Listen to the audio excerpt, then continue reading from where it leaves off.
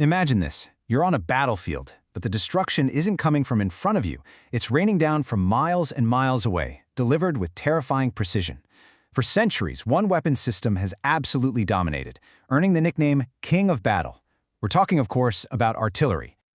But this is about so much more than just big cannons. It's a story of technology, of tactics, and really the story of the backbone of modern armies. So in this explainer, we're going to trace artillery's incredible journey, from its invention and evolution all the way to its decisive role in history. So, artillery didn't actually start out on the open battlefield. Its first job was way more straightforward. Pure brute force. It was designed to smash fortifications that had stood unchallenged for centuries, completely changing what the word impenetrable even meant. Let's rewind to 1453.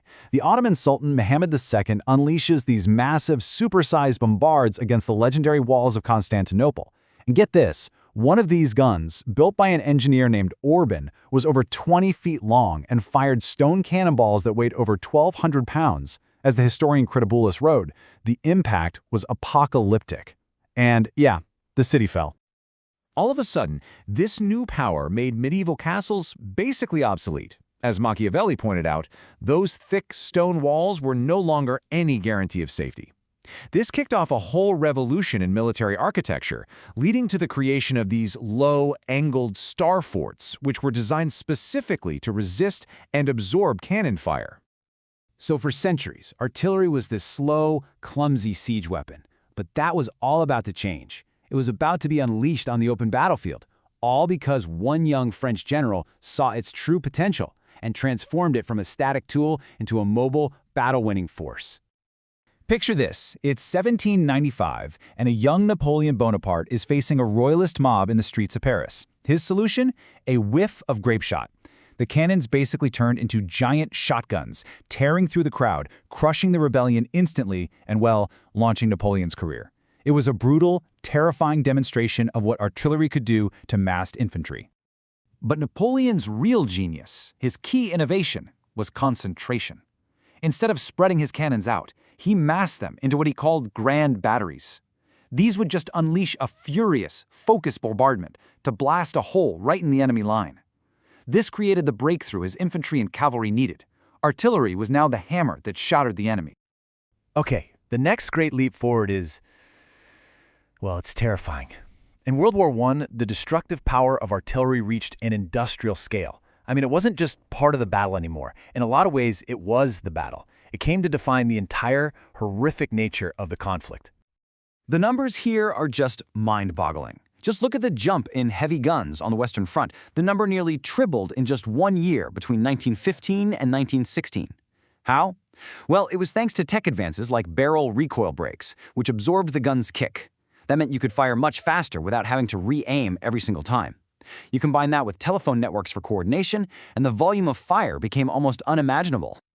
And the result of all that firepower? At the Battle of Verdun, a staggering 70% of the 800,000 casualties were caused by artillery. Let that sink in. It was the perfect example of what the German General Falkenhayn called his mincing machine. A strategy designed not to maneuver, but simply to bleed the enemy white with overwhelming firepower. The physical and psychological impact was just immense. The battlefield itself was annihilated, literally turned into a moonscape of mud and craters, just like this picture from Flanders. But as horrific as that was, the strain on the human mind was even worse. A German soldier, Ernst Junger, captured the terror of it perfectly. He said, "Imagine you're tied to a post and a man is swinging a heavy hammer at you. He swings, it slices through the air, and it smashes the post right next to your head. Splinters fly. That," he said, "is what it's like to be under heavy bombardment. It's just a feeling of complete and utter helplessness." This kind of impersonal, industrialized warfare just destroyed traditional ideas of heroism. I mean, there were no more glorious charges.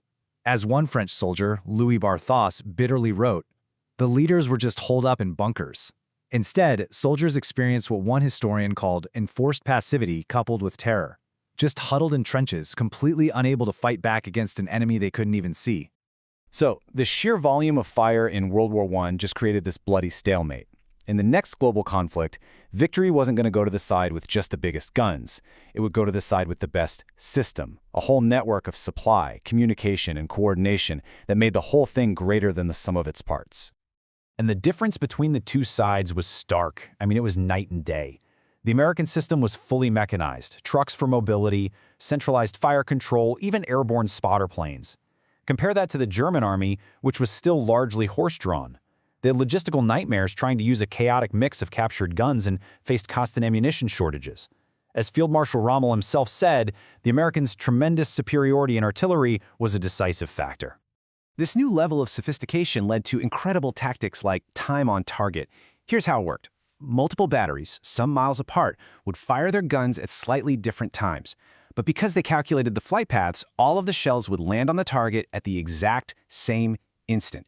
The surprise and the psychological shock were absolutely shattering, and at the time, this was a uniquely American capability. So the systems of World War II really set the stage for the next great leap. And today, that revolution is still going, but the focus has shifted again. It's moved from overwhelming volume to surgical precision, and it's all driven by data, software, and incredibly advanced munitions. Just look at a system like the High Mobility Artillery Rocket System, or HIMARS. We're talking about a range of over 70 kilometers with accuracy down to just a few meters. It can strike really high-value targets deep behind enemy lines. We're talking command posts, ammo dumps, air defenses, basically crippling an army's ability to even function. This is what's called the modern kill chain in action, and it's amazing. Information can come from any sensor, a satellite, a drone, even a civilian's mobile app. That data is then fused together and sent to a launcher in minutes, so the time from detecting a target to actually destroying it has been compressed from hours or even days down to mere moments. So when you step back and look at the whole story, artillery's evolution has been relentless. It started out as a weapon of pure brute force, designed to just smash stone walls. Today, it's a weapon of networked, data-driven precision, designed to smash an enemy's entire warfighting system from a safe distance. It's a journey that has reshaped warfare again and again and again. And it leaves us with one last big thought to chew on. In an age where any point on the battlefield can be struck with precision in just a few minutes, what does the very concept of a front line even mean anymore?